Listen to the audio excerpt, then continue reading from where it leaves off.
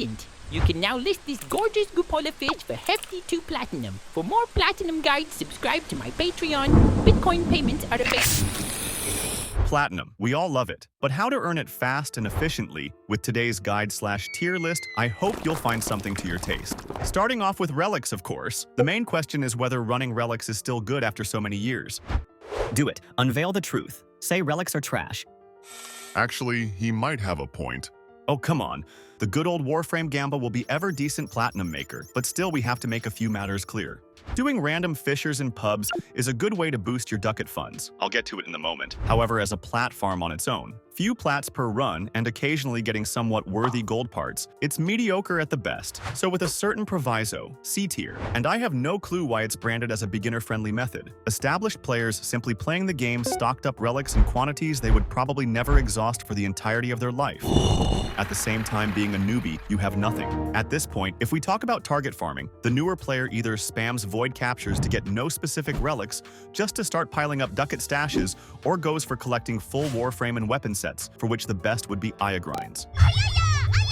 In the first case, the considerable amount of those saved ducats would be spent on buying Baro goods for personal use and not for the trade. However, most importantly, ducats are rather an investment tool. You might want to wait a month or so before the prices go up. Yet as a starting player, the chances are you need your plat here and now, while selling freshly arrived prime mods, or whatever, when they are at their lowest, effectively means ripping off yourself. Don't get me wrong, having a thing you could potentially charge for double the initial price is a great option, which by the way wins the ducat farming in A tier, but not higher. Exactly because getting the most profits out of it requires long months of being actively engaged into the game and trading specifically. On the other hand, there is Aya, and despite you ultimately exchange it for relics, this is a multi-step operation and has very little in common with random relics cracking. To titillate your curiosity, I'm giving it an S tier in advance. So what we're dealing with, Aya mainly drops from open world bounties, and the huge problem with them is that the most stages are usually timer gated, but what if you get to have an easy and fast objective each time, every time? You would be pleased to learn that there is actually a way to force spawn such stages. The strat is called bounty rerolling. It means we will reroll a certain bounty until we get the desired stages. Ideally, those would be capture the target, cash recovery, assassinate, rescue the prisoner, and drone hijack, so that completing the entire quest won't take more than 2 minutes. Let me sketch this out. For the highest Aya drop rate, start a tier 5 bounty from Khonsu and Cetus, and enter the plains of Eidolon to force all bounties in the plains to be of the same level. Fail the mission by going to its location and flying away thereafter. Now check each of the marked tents to find either capture the Grineer agent or find the hidden artifact. Look for exact same wording. And with that, the most tedious part begins. Start the mission and check for the stages mentioned earlier. If you got all of them in no particular order, congrats. You can now spam the bounty from the same tent over and over again to get tons of Aya. Stages will not change. If not, which is more likely, fail the mission and check other tents to see if there are any other capture the Grineer agent, or find the hidden artifact bounties. If there are not, go back to Cetus and repeat all the steps.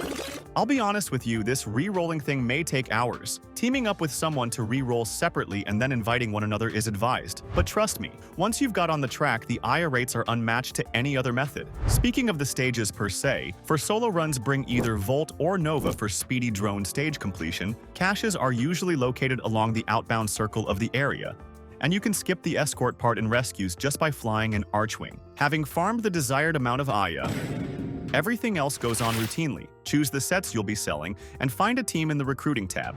Taking this opportunity, DE, please, instead of goddamn mobile Warframe. You guys not have phones? Yeah. Make a proper recruiting tool. Assembling the whole new squad after each 1 or 2 relic runs is not fun. All things considered, you may ask, is all this hustle really worth it? I'll tell you what, this method doesn't require any fancy loadouts. Plains of Eidolon are accessible early into the game, and finally, selling mere 10 to 12 sets, which is completely doable with the strat within like a week or less, instantly make you a middle class with your personal vehicle, cute wife, and a stable job. Fully deserved S tier. Also, it goes without saying that Aya relics are much more worth obtaining than those which are from a regular pool. The sets from it cost less, not to mention you have to hop between mission types to farm them. The only scenario when normal relics can bring you huge profits is when the new prime frame gets released and it's being sold easily overpriced. But even then, it's not about you farming the relics. The prices go down sharply after a day or two. To squeeze into this time Prime Frame, the best strat is to stack Syndicate medallions beforehand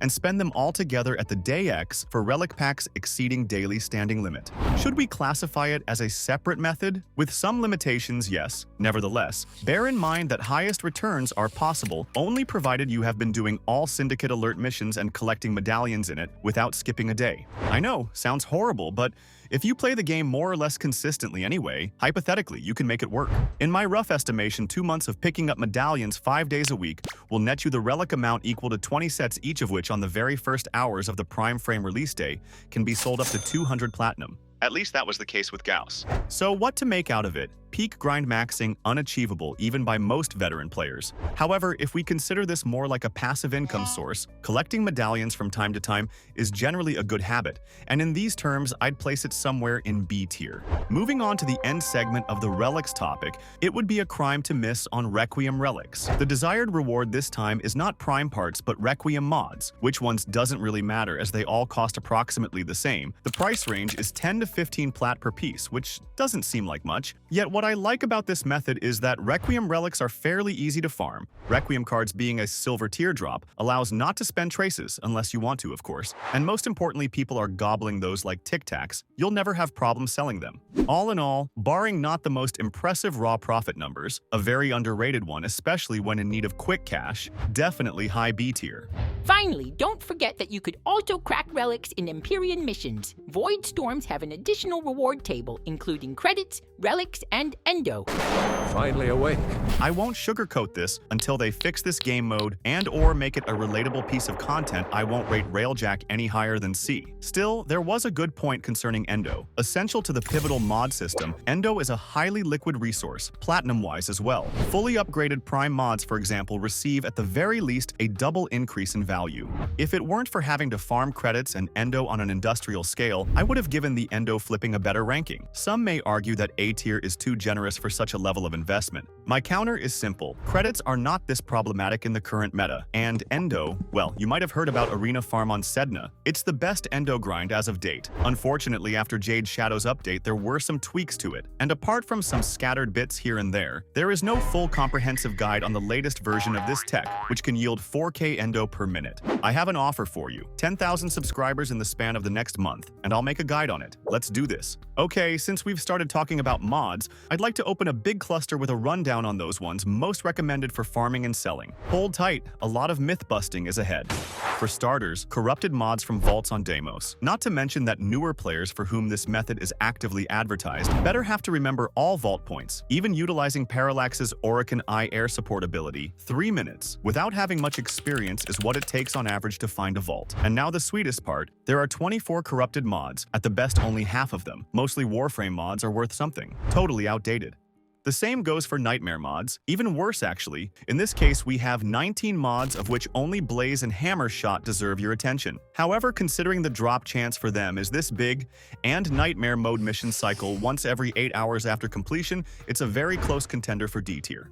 But worry not, D tier is having guests coming soon. 4 years ago, I was baited by this video, Plat. which basically suggested running Lua Spies, and spoiler alert, I did not get 528 platinum in an hour. Plat. Oh man, I don't even know where to start with. Doing Lua Pavlov's spy mission just once is quite a challenge on its own, let alone farming it. What the dog doing? Good job! And what for? One single mod in C rotation. The only reason why it costs relatively high is that nobody really farms it. If you start grinding it, the market will get inflated quickly. Overall, methods revolving around selling one single item are rarely profitable in the long run. And trust me, I'm telling you against it this hard. Absolutely not because I have 32 rhyme rounds I need to sell somehow. I have another story for you. Take a guess on what I was doing on the Christmas Eve of 2023? Exactly, I was running a Kahl mission. More than that, I was completing bonus objectives to get Archon mods. Call me crazy, but before they moved Archon shards from Kahl's shop to Sanctum Anatomica, almost weekly I grinded these bluish containers for Kahl and his friends. Not gonna lie, I liked it. I was good at it. Does it mean it's a good way to earn platinum? Well, let's put it like this. Your mental health is more worth than weekly 80 platinum. It seems just about time to get out of this C-tier swamp. Upon Silver Grove quest completion, the one you get Titania from, you should have learnt well that there is no chance to avoid collecting herbs in MMOs. Warframe is no exception, and to your delight this may become something more than a single-time venture. I'll get to the chase. Even after completing the said quest, in Grenier Forest tileset missions Grove Shrine would be still accessible, and using Night Apothix you can summon Knave Spectre from there. This particular spectre is of big interest to us because it drops the Growing Power Aura mod, a very pricey one. The wrinkle? The drop chance is merely 6%, but there are a few ways to increase it significantly. First of all, you can equip 2 Apothix of one type at a time. Then you may try to hit the recruiting chat or summon magic creatures called Friends to fill in the squad with 3 other lunatics. Then make sure to have Nekros and Hydroid with this augment on your side for potential 3 mods drop per spectre. Well, it's certainly not the most efficient platform yet, given there is this crazy min-max trick. B tier is granted. As we're closing into the end of the segment, I guess we finally have to bring in heavy artillery, aka Riven mods. First things first, if you ever think of making plat out of Rivens, you'll need a lot of Kuva, and I mean like a lot. The so-called god rolls mathematically require not less than 10 million Kuva. There is quite a list of very different methods on how to farm it, but if millions are in question, Arbitrations, especially after Steel Essence nerf, is the only decent contender. I have a guide on it just in case. Then we have to determine somehow what constitutes those god rolls, or how to assess Rivens in general. Normally, it would take a good 10 minutes to explain it properly. Unfortunately, this is not what today's vid is about. Nevertheless, I can recommend you Frame. It's a popular Warframe companion app that has a Riven assessing tool. The grades it gives are not set in stone. Still, they will help you to get an overall idea of what's good and what's not. Okay, that being said, what's the ranking for Rivens? I know you won't gonna like this, regardless. Undoubtedly an S tier.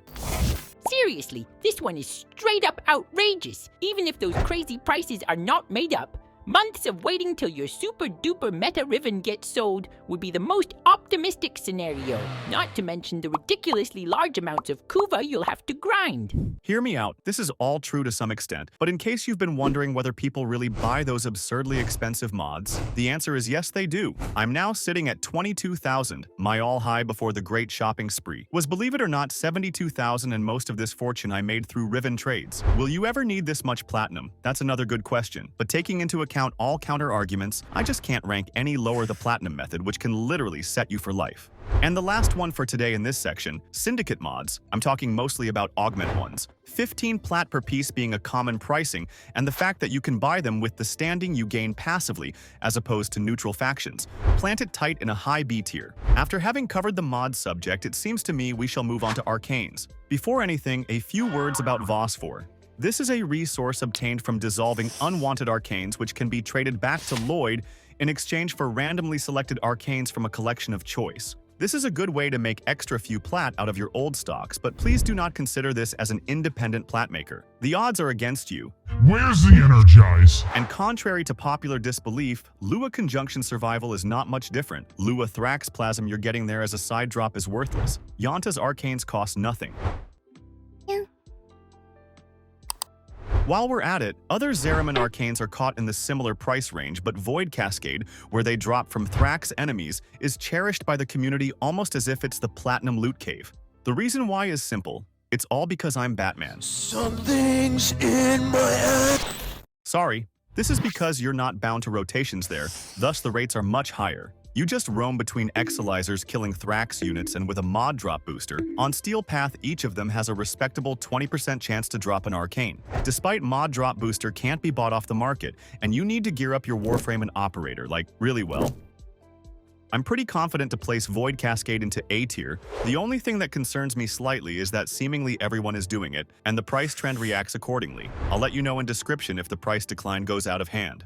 I'll also give an update on Eidolon hunting because its current state begs for the most urgent rework. Legendary Arcane Energize and other prominent Eidolon arcanes are still the most expensive ones, but with other platforms coming into play and arcane events popping up occasionally, the amount of investment and skill to master this game mode is simply not worth it. How the mighty have fallen. The rest of the arcane families, except for maybe the Mirror Defense lineup, this is where Citrine is farmed, in my experience do not surpass the C tier level, though I didn't give each of them the thorough testing. You may correct me if I'm wrong. And the last element to round up this merry sequence would be non-prime tradable weapon items.